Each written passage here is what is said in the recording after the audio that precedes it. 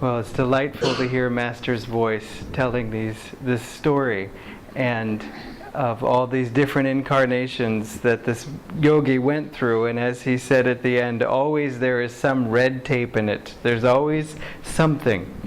And the great enthusiasm we feel for the new year, as I said before, is the right thing to feel. It's right to feel, okay, no matter what happens, 2013 is over, 2014 begins, and I can start a whole new life. And if we've had a very successful year in 2013, then we say, let me carry on that success to greater heights. And if we've had sorrows or disappointments in 2013, or whatever the current year is, in this case 2013, we can also put them to rest and say, doesn't matter, now I'm starting anew. It's not unlike having a birthday. When we were young, when we turned 7, this was the excellent age we had been waiting for, when we could be as big as all those other kids who were 7 years old. And then, after a while, we turned 25, and it's, okay, not as many fun things happen when you're 25. And then we turned 29, and then many of us continue to turn 29 for all the rest of the years that follow. And in any case, but there's that excitement in a new year, just that, okay, great, excellent. And that excitement, that hope for new energy, a new start, is something that we can have actually not just every new year, but every new week, every new day. And Yogananda went as far as to say every breath can be a new incarnation. It's very important to always affirm new possibilities for ourselves, which are true. If we think about what we've accomplished up till now, and think about that from the perspective of 10 years ago, we would probably be pretty amazed with what has happened in our lives in terms of the things we have gained. And even if it's been a rough 10 years, we can see, well, in these difficulties I have gained more wisdom, and I have gained more detachment. And these are precious gifts that sometimes can only be received through difficulty. It's funny, sometimes when I was not really studying astrology, but when I was looking at astrological charts and things, friends would sometimes bring a chart and say, can you look at my chart and say what's going on? And it was always because there was something going on with, can you guess, Shani, Saturn. There was always some Saturn going in, squeezing in some sensitive part, like the moon or something. No one ever came because they were having this great Jupiter transit.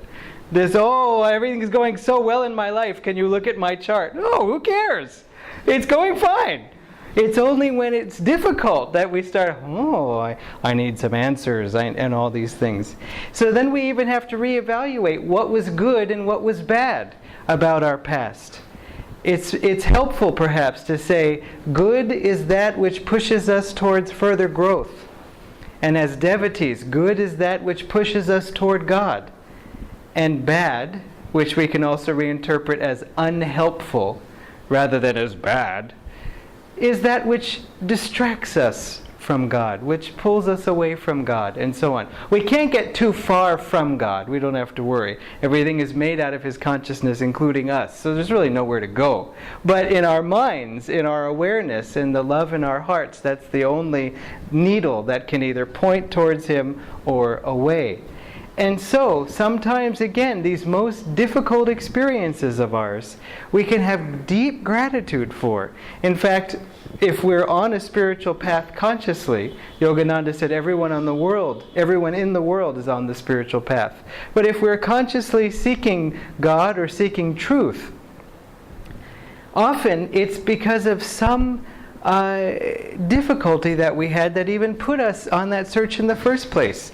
It could be, I know a friend of mine, I myself rather, went through a very difficult heartbreak in college, and that was enough for me to say, there's got to be more joy than this in life, and I am missing something because I walked right off this cliff and plunge to the bottom. I didn't see it, so obviously my vision is impaired. I'm missing part of the picture, and it put me on the spiritual path. I found or discovered Autobiography of a Yogi that same week. But another friend of mine came onto the path for a completely different reason, because everything was working perfectly for her. That was the tragedy. She had perfect job, perfect husband. They were doing very well. She married her childhood sweetheart. They just bought their house. She moved in. She unpacked the last box, put it up in the attic, the empty box, looked around. Everything was all set, and she said, "Is this it? This is everything, and I still feel the same. I still get headaches. I still feel grumpy. Everything is in place. I don't feel a thing from it." And she actually got very concerned, and this led to her spiritual search. There's got to be more. Our hearts know that there's more joy than this to be had. And so we, on the other hand, as devotees, if we've been seeking for a long time, there's different stages on the spiritual path. There's the beginning. And when I say the beginning, I don't mean the beginning literally, in the sense that we just discover that there is a thing called the spiritual path, that there is a thing called God, and so on, and he seems to be a helpful person, and so on. It's not that. There was a young man who said to Swami Kriyananda in the last years of Swamiji's life, he said, "Do you have any advice for new devotees?" And Swamiji said, "Love God." And then he gave a few other pieces of advice. And then he said, "And mind you, you're not a new devotee."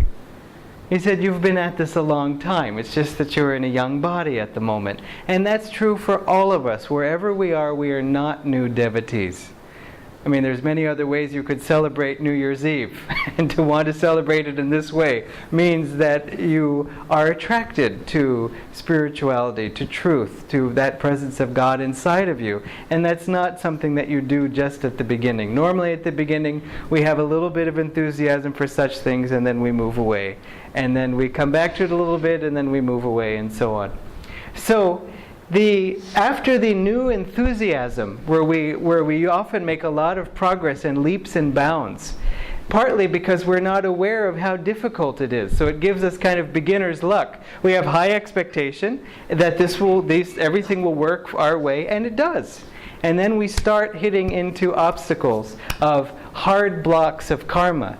Some karma, as it says in the Gita, as smoke obscures flame, as rust obscures a mirror, and as the embryo is encased in the womb, so the gunas surround the soul, or something like that. Forgive me if I'm misquoting the last part of it. And you think, this is smoke of the fire and the mess of the mirror, and okay, they seem kind of like fun images, but what do they have to do with each other? Master explained that smoke obscuring fire is, you can't quite see the fire because there's a little bit of smoke, but if you just puff on that smoke, it goes, and then you can see the fire. That is a mild karma.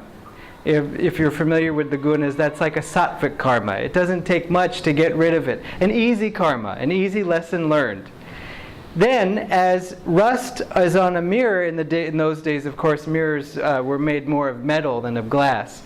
And so having rust on any kind of metal, you have to work harder. You can't just blow the rust off, but you can use a little bit of elbow grease, as the phrase goes, and then you can get that mirror clean again.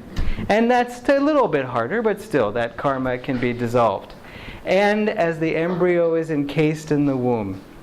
Now, in that case, you can't puff, you can't pray, you can't polish, you just have to wait. 9 months. It just takes its own time. That's what you could consider a tamasic karma. Doesn't necessarily mean a dark and evil karma. It may mean a slow karma or a deep karma. But all karma is finite. And sometimes we just have to outlast the karma.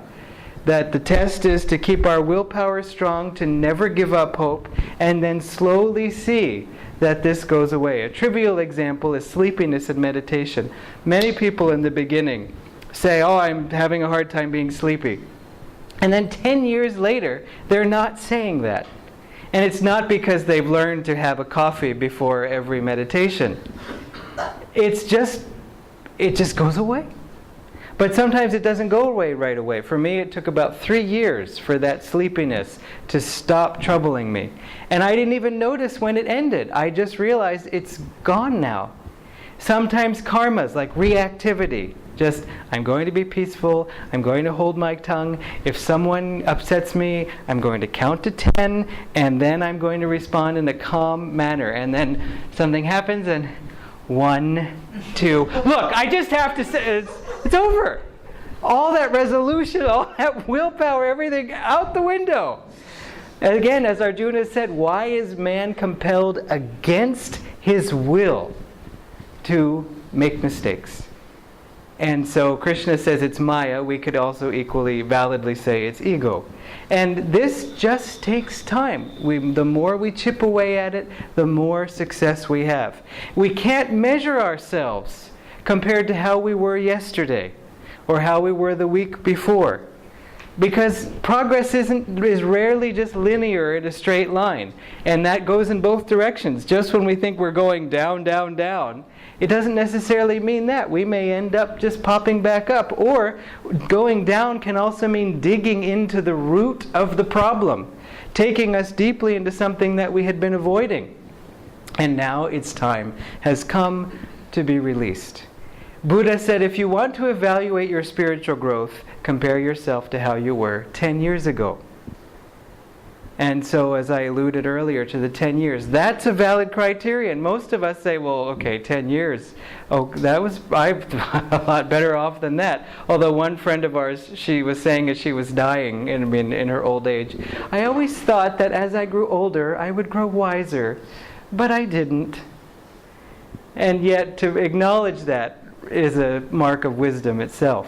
Another fun phrase of Buddha's is that when one disciple came to him and said, Master, I am growing very much. This sadhana has really helped me. I feel no ego. The ego has left.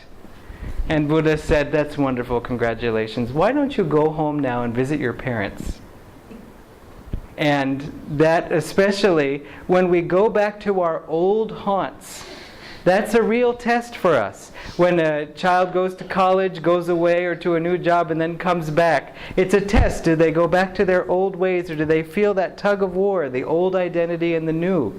And that's something we have to look at too in this new year. Don't even give a thought to anything that happened this year, even the best things. There's nothing wrong with appreciating those gifts and receiving them. But if we think, what wonderful thing I did, it limits us. Often we get the greatest satisfaction from doing a new thing or achieving a greater success than ever before. But then if we stay there only, then we can get stale. And so it's good to just say, that's wonderful, and enjoy. God, what do you have in store for me this year? So keep that in mind, that this is a new incarnation. And trust me, if the masters are to be believed, every new incarnation feels more or less like this one. We are always ourself. We are always here in the present moment, without a deep memory of all that's come before, and without a clear vision of where it's all going. And it can take as long as we like. Or, if we say, God, I've had enough. As Krishna says, get away from my ocean of suffering and misery. Just get away. In fact, we sometimes use the illustration, there are many people, as many cars ahead of us on the road as there are behind us. So don't worry about our progress. But the point is not to finally get to the top of the road and suddenly say, ha, I'm here at the top. There's no end to the road. The point is to get off the road. Just pull over and say, God, I'm ready. And off we go. And then the more joy that we can bring into our hearts, the more we can share that with others. So God bless you in this new year, and may you have every success outwardly and also inwardly spiritually. And also let's include in that the deepening friendship that we're all experiencing here in this Ananda Chennai community. This is our first New Year. It doesn't quite yet feel like our first year of existence, but it's special to mark our first New Year's celebration this way.